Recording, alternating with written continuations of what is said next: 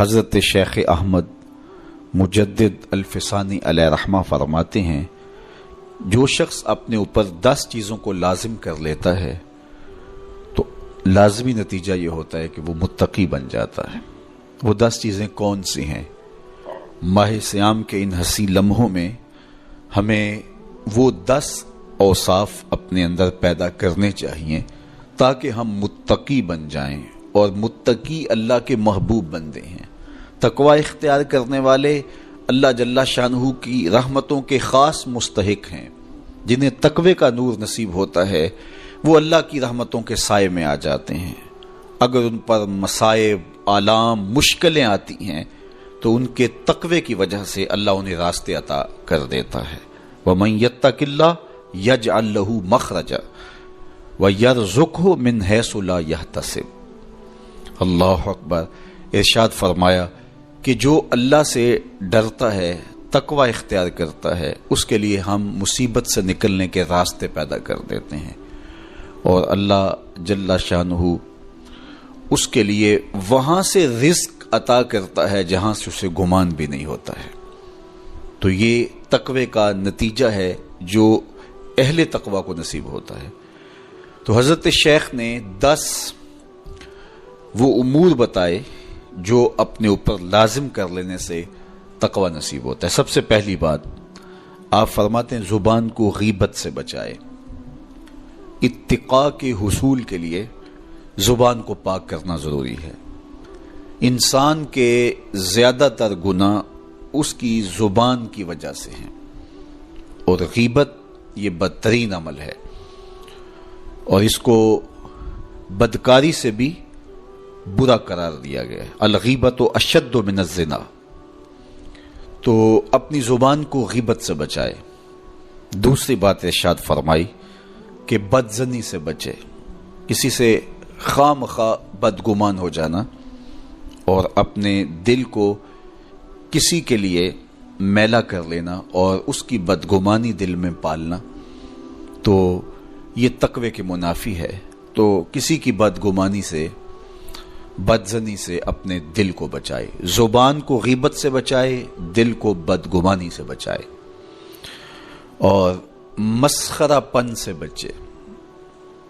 بات بات پہ ٹھٹھے مار کے ہنسنا اور اس طرح کی زندگی بسر کرنا۔ اور آج کل تو جب بھی دوست احباب اکٹھے بیٹھتے ہیں تو سنجیدہ اور متین باتیں کم ہوتی ہیں، زیادہ وقت لطیفوں میں ہی کٹ جاتا ہے۔ انسان کو خوش مزاج ہونا چاہیے، اس کی طبع میں شگفتگی ہونی چاہیے، لیکن شگفتگی، خوش مزاجی اور مسخرہ پن میں فرق ہے، اس کو سمجھنا چاہیے۔ سنجیدہ اور متین زندگی یہ مومن کی زینت ہے، انسانیت کا حسن ہے۔ اس لیے تقوی کے حصول میں مانع ہے مسخرہ پن۔ اگر کوئی شخص متقی بننا چاہتا ہے تو اس کو سنجیدہ اور متین بننا ہوگا۔ طبیعت کی خوش مزاجی یہ معنی نہیں ہے، لیکن مسخرہ پن اور چیز ہے، اس سے روک دیا گیا۔ چوتھی چیز حضرت شیخ احمد فرماتے ہیں کہ اپنی آنکھ کو حرام سے بچائے۔ اپنی آنکھ کی حفاظت کرنے سے تقوی حاصل ہوتا ہے۔ جب آنکھ خراب ہوتی ہے تو دل خراب ہوتا ہے، جب دل خراب ہوتا ہے تو پھر پورا بدن خراب ہو جاتا ہے۔ اس لیے وہ دروازہ جو کھلا ہے اور اس سے بدی شر اندر اتر رہی ہے، اور پھر اس سے آپ کا سارا نظم ہستی برباد ہو رہا ہے، تو اس دروازے کو بند کریں۔ تو اپنی آنکھ کو حرام سے بند کریں۔ پانچویں چیز ارشاد فرمائی، ہمیشہ سچ بولے۔ جھوٹا شخص کبھی متقی نہیں ہو سکتا۔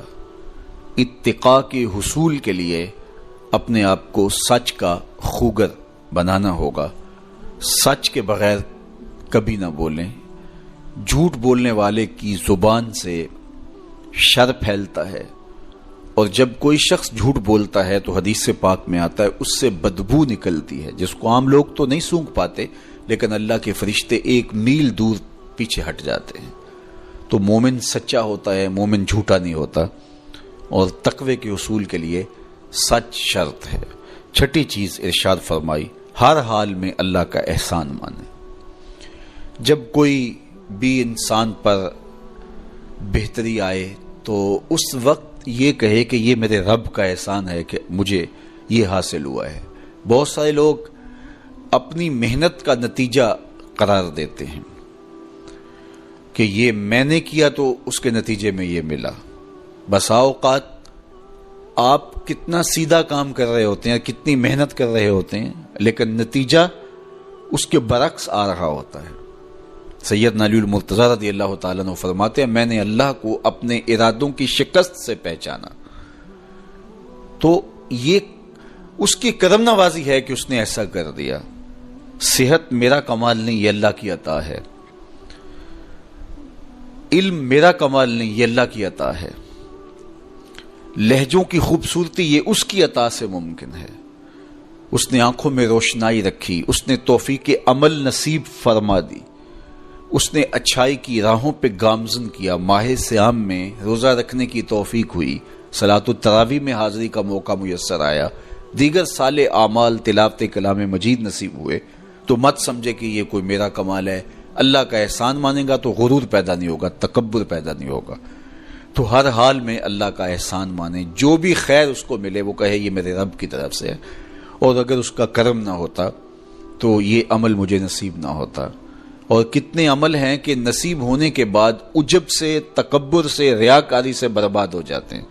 کیتی کتری پئی کھو محمد تے سکہ بنیا زردہ، کتنے عمل ہیں کہ برباد ہو جاتے ہیں، تکبر آ گیا، عجب آ گیا، ریاکاری آ گئی، تو یہ اس کی طرف سے ہی ہے۔ تو جب یہ کہے گا تو عجب، تکبر، غرور کچھ پیدا نہیں ہوگا، تو پھر عمل قبول ہوگا اور انسان تقوی کی منزل تک پہنچے گا۔ ساتویں چیز، اپنا مال راہ حق میں خرچ کرے، ناحق راستے پر ایک درہم بھی خرچ نہ کرے۔ کمایا ہوا مال راہ حق میں خرچ کرنے سے اتقاء کی دولت نصیب ہوتی ہے۔ اللہ قیامت کے دن بندے کے قدم اپنے حضور سے ہٹنے نہیں دے گا جب تک اس سے 3 سوال نہیں کر لے گا۔ ان میں سے ایک سوال یہ ہوگا کہ مال کمایا کہاں سے، مال خرچ کہاں کیا۔ جس طرح مال حلال کمانا ضروری ہے، مال کو جائز جگہوں پہ خرچ کرنا بھی ضروری ہے، حق کے راستے پہ خرچ کرنا بھی ضروری ہے۔ اس لیے یہ اپنی طبع کے اندر لازم کر لے کہ کبھی بھی اس کا مال کسی ناجائز اور فضول کام میں خرچ نہ ہو، راہ حق میں اس کا مال لگے۔ 8ویں چیز، نفس کے لیے کبھی بڑائی بلندی نہ چاہے، اس سے طبیعت میں سرکشی آئے گی اور تقوی کے راستے میں یہ عمل مانے ہے۔ اور نمازوں کی حفاظت کرے۔ نمازوں کی اگر حفاظت نہیں کرتا تو باقی سارے عمل اس کے پاس ہیں، تو وہ متقی کیسے بن سکتا ہے؟ چونکہ یہ تو اسلام کا بنیادی فریضہ ہے جو اہل ایمان پر لازم کیا گیا ہے، جو کسی صورت کے اندر بھی، حتیٰ کہ حالت بیماری کے اندر بھی معافی جس کی نہیں ہے، سفر کے اندر بھی نماز کی معافی نہیں، مختصر کر دی گئی، قصر کر دی گئی، لیکن معافی نہیں دی گئی۔ حالت جنگ کے اندر بھی اس کی معافی نہیں ہے۔ تو نمازوں کی محافظت کرے۔ اور 10ویں چیز، حضرت شیخ فرماتے ہیں عقیدوں کی صحت کا خیال رکھے، اپنے عقیدے، اپنے نظریات خوبصورت رکھے۔